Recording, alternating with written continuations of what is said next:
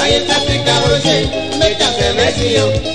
Me paro que olvide, me paro que ahí está Africa Roger, me café Messi. A peri va coso, mono yako, mama pa konasi.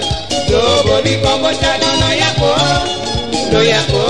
sabi que te bone, botoña te bone, poco chano no yako, sabi que te bone, ane botoña te bone.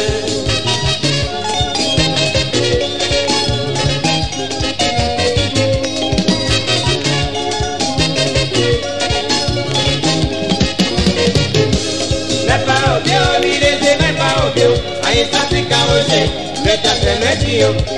Me paro que olvide, me paro que ahí está Africa Roger, me café Messi. A peri va coso, mono yako, mama pa konashi.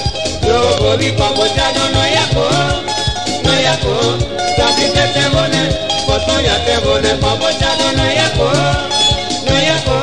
sabi que te bone, ane botoña te bone. Como chano no yako le.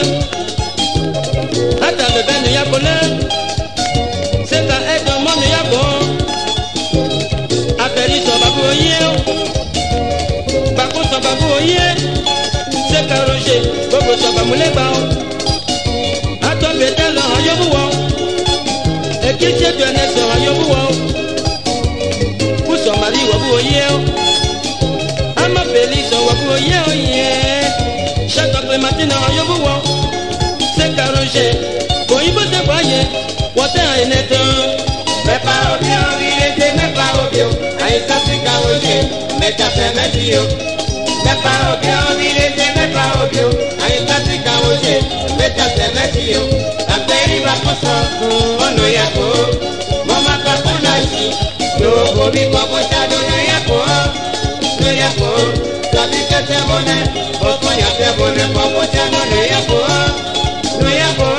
sabi que te bone, ane botoña te bone.